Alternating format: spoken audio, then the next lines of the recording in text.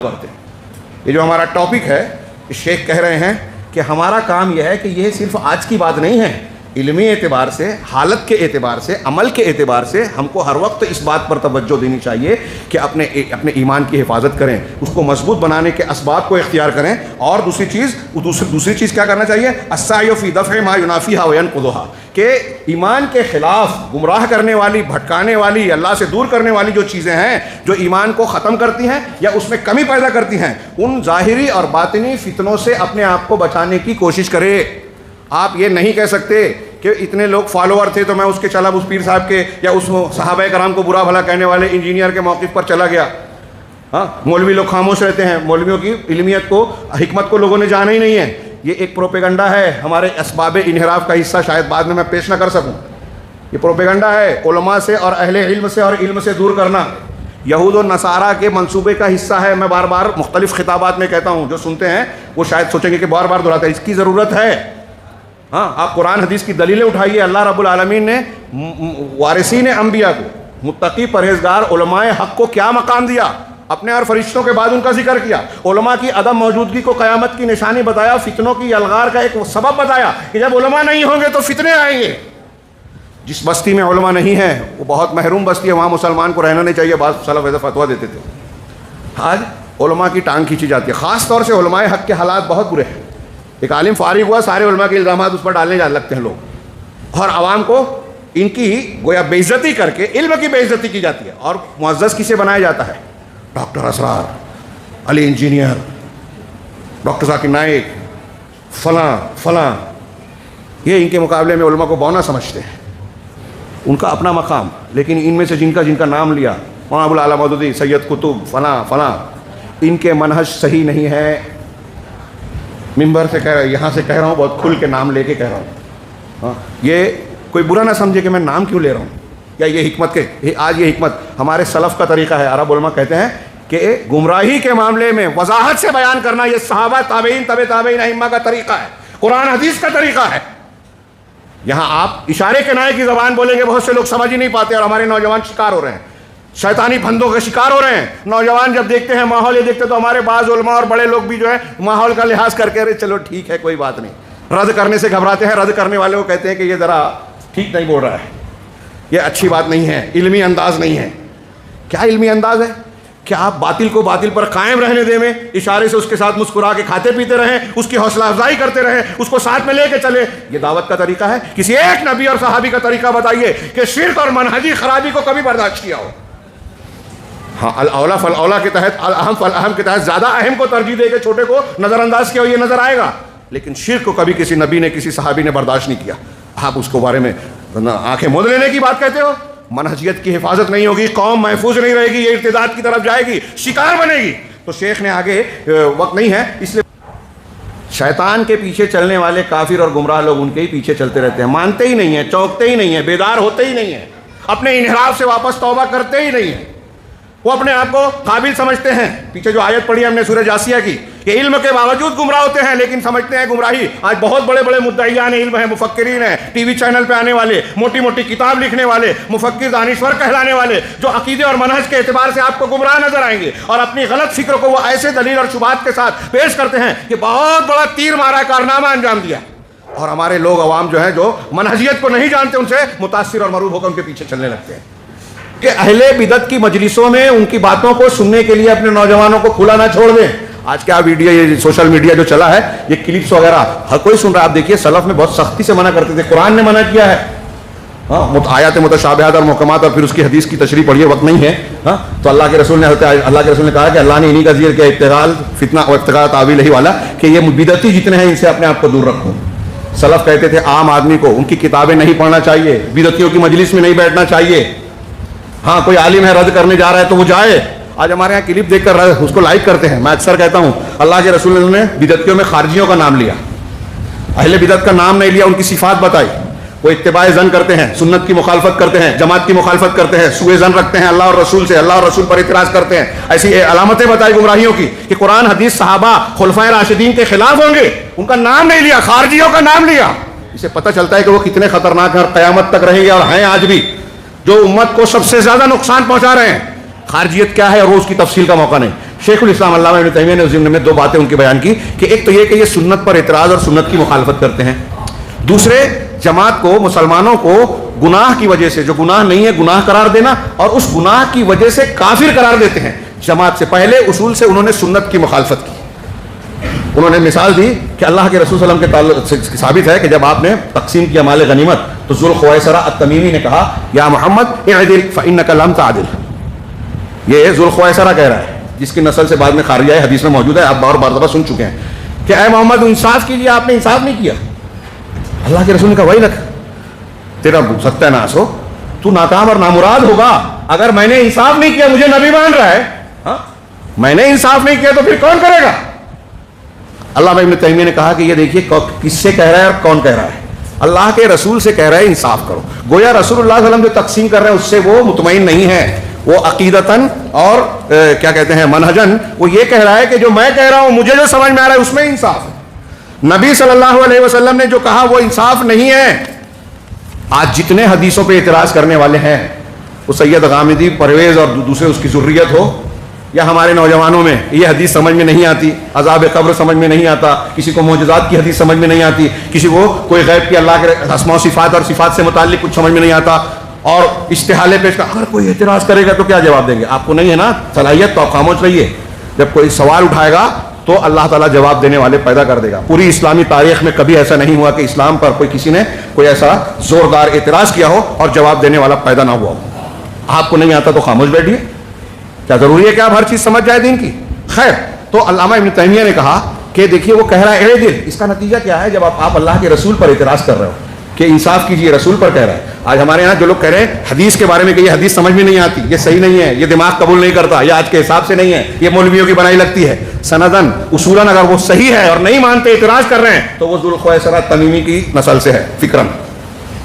اللہ کے رسول پر اعتراض منکرین حدیث، قرآن و سنت کی مخالفت کرنے والے سب کر رہے ہیں، یہ وہی اصول ہے سنت کی مخالفت۔ اس میں آپ کو پتہ چلا کہ یہ جرأت ہے اللہ اور رسول کے خلاف، سوء ظن ہے اللہ اور رسول کے خلاف، بدگمانی، یہ انحراف کے اسباب ہیں، اتباع ظن ہے، اور پھر یہیں سے جڑ کر یہ پیدا ہوتا ہے کہ آپ کسی فرقے سے آپ جڑ گئے، ہاں فلاں چشتی، قادری، نقشبندی، تو اب اس سے جڑنے کے بعد آپ اپنے مسلک کو، اپنے امام کو صحیح ثابت کرنے کے لیے مخالف کو اگر حق بھی ہے تو رد کرتے ہیں۔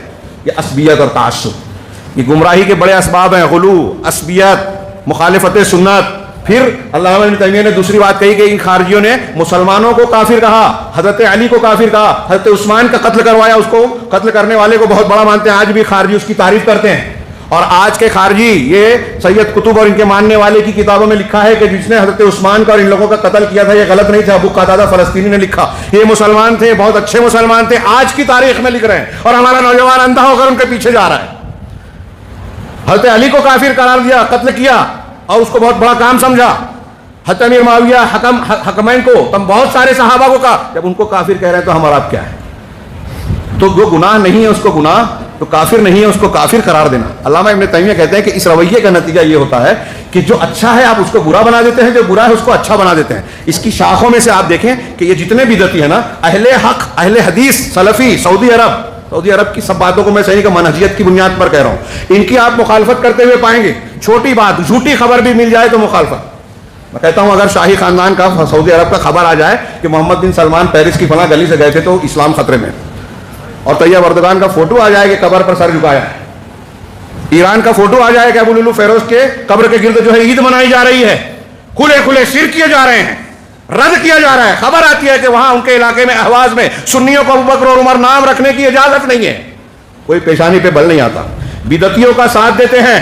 طارق سویدان ایک اخوانی کہتا ہے شیعوں سے کہ اگر تم کو صحابہ کو برا بھلا کہنا ہے تو ٹھیک ہے کہیے، مگر ہمارے سامنے مت کہیے، یعنی اس کے نزدیک یہ کوئی بات نہیں ہے، پھر بھی اتحاد و اتفاق کی بات کر رہے ہیں۔ یہ کون سی منہجیت ہے؟ کون سا دین ہے؟ قرآن حدیث کے خلاف آپ کتنے بھی اسلام پسندی کا مظاہرہ کریں، آپ مسلمان نہیں رہ جاتے، اسلام پسند نہیں رہ جاتے، حقیقی ایمان والے۔ خیر، تو میں یعنی قرآن و حدیث کے نصوص کے ساتھ ان کا رویہ جو ہے بدعتیوں کا، گمراہ لوگوں کا کیا ہوتا ہے؟ ایک یہ کہ خواہشات کے خلاف ثابت شدہ نصوص کی تردید اور اس پر اعتراض کی جرأت۔ جو گمراہ فرقے ہیں نا، ان کے اپنے مسلک کے خلاف اگر قرآن حدیث ہے، آپ دیکھیں گے کہ اللہ رب العالمین کو دیکھنے کی جو حدیثیں ہیں، قرآن کی آیتیں ہیں، اس کا رد کر دیتے ہیں۔ جماعت اسلامی والے ہمارے ہاں حمید الدین فراہی صاحب کو امام بولتے ہیں، امام محمد الفرائی آج کل کتابوں پہ لکھتے ہیں، ان کی سورہ قیامہ کی تفسیر پڑھیے، جہاں وجوہ یومئذ ناظرہ الی ربہا ناظرہ، بالکل صاف حضرت ابن عباس رضی اللہ تعالیٰ جیسا شخص جو کہتا ہے کہ اس میں اپنے رب کی طرف دیکھنے والوں کے نظرہ الی، عربی میں جب نظر آ کے ساتھ الی کا صلہ آتا ہے تو سر کی آنکھوں سے دیکھنے کا معنی ہی ہوتا ہے. یہ ابن عباس کہتے ہیں رضی اللہ عنہما. اور فرائی صاحب کہتے ہیں کہ یہاں کچھ لوگ اللہ کے دیدار کی بحث چھڑتے ہیں جو کہ قرآن میں حدیث میں ذکر نہیں ہے، بلا وجہ اس پہ تفصیل میں پڑھتے ہیں. قرآن حدیث میں ذکر نہیں ہے، تواتر کے ساتھ قرآن کی آیتوں سے بہت سارے تمام ائمہ سلف سے ثابت ہے کہ اہل جنت میں اللہ کا دیدار کریں گے. یہ عقیدے کی بات ہے ثابت شدہ. اور بدعتیوں میں اور اہل سنت میں ایک بڑا معرکۃ الآراء اختلاف ہے، آپ عقیدے میں پڑھیں گے کلام اور یہ بحث اور علو کی بحث، ان پہ بہت زیادہ بحث ہوئی ہے. یہ کہتے ہیں کچھ نہیں، اور اس کے بعد یہ امام کہہ رہے ہیں نہ قرآن جانتے ہیں. میں نے ایک مرتبہ خطبے میں کہہ دیا، کچھ لوگوں کو بہت برا لگا کہ اس سے پتہ چلا کہ نہ وہ قرآن جانتے ہیں، کہ قرآن میں واضح اللہ کی رویت کا اس بات ہے، ایک نہیں 20 آیت 10 آیت میں حدیثیں واضح ہیں متواتر درجے کی، صحابہ تابعین سب کا موقف ہے، یہ بھی نہیں جانتے اور عربی زبان بھی نہیں جانتے. حضرت ابن عباس کے حساب سے کہ نظر الی کا معنی دیکھنا ہوتا ہے. فرائی صاحب کو کہتے ہیں کہ وہ ایم اے والے کو عربی پڑھا سکتے تھے جبکہ عربی آتی نہیں تھی ان کو. نظر الی، یہ میں تنزن کہہ رہا ہوں، غور کریں. تو کہا کہ اپنے اعتبار سے اس کے ساتھ کھلواڑ کرنا بھرنا، اصول شریعت کے ساتھ کھلواڑ کیسے؟ یہ اصول شریعت کے ساتھ کھلواڑ کرنا استدلال کی خاطر. وقت ہوتا تو میں کچھ مثالیں دیتا. ایسی دلیلیں، ایسے دور از کار استدلالات پیش کرتے ہیں کہ ارے مرج البحرین یلتقیان، دو سمندر آپس میں ملتے ہیں تو دو سمندر سے مراد فاطمہ اور علی ہے. بینہما برزخ لا یبغیان، یخرج منہما اللؤلؤ والمرجان، موتی اور مرجان نکلتے ہیں تو حسن و حسین. ہمارے یہاں مشرکین جس چیز کو قرآن نے شرک قرار دیا، بت پرستی، شخصیت پرستی، غیر اللہ کو پکارنا، آج ہمارے یہاں مسلمان کہلانے والے ایسے طبقات اور اصحاب جبہ و دستار علماء کرام ملتے ہیں جو یہ کہتے ہیں کہ یہ قرآن سے ثابت ہے، قرآن سے شرک کو ثابت کرنے کی کوشش کرتے ہیں. غور کیجیے آپ، میں جو کہہ رہا ہوں چھوٹی بات نہیں ہے. اپنے شرک کو، اپنی بدعات کو قرآن و حدیث سے ثابت کرنے کی کوشش کرتے ہیں. یہ جو ہے شریعت کے ساتھ کھلواڑ کرتے ہیں. اسی طریقے سے ایک چیز نظر آتی ہے کہ قرآن کی تصدیق اور حدیث کی تکذیب، جیسے خوارج کا طریقہ تھا، آج ہمارے یہاں بہت سے لوگ ہیں قرآن میں اس کا ذکر نہیں ہے نا ہم نہیں مانیں گے، عذاب قبر کا ذکر نہیں جبکہ عذاب قبر قرآن میں بھی ہے. ایسے لیکن ہمارے یہاں پائے جاتے ہیں ایسے جاہل علامہ، انتہائی جاہل ہیں، اپنے آپ کو علامہ سمجھتے ہیں. ایسے ہی جو ہے آپ دیکھیں کہ صحابہ کرام کو برا بھلا کہہ رہا ہے وہ مرزا انجینئر. میں اس کا نام اس لیے لے رہا ہوں کہ ہمارے بہت سے نوجوان متاثر اور محروم ہیں. یہ مجھے بہت تعجب ہے. یہ ہمارے سماج اور معاشرے میں تربیت کی انتہائی کمی کی دلیل ہے کہ ایسے سڑے گڑے لوگوں سے لوگ متاثر ہو جاتے ہیں. سمجھ بوجھ کے کہہ رہا ہوں، یہ ایجنٹ ہے رافضیوں کا، ایجنٹ ہے یہودیوں کا، عالم نہیں ہے. اور قرآن حدیث کی جو دلیلیں ہیں، حضرت ابن عباس کی شرح ہے. اللہ کے رسول کے صحابہ کے بارے میں حضرت ابن عباس نے کہا کہ اللہ تعالیٰ یہ جانتا تھا.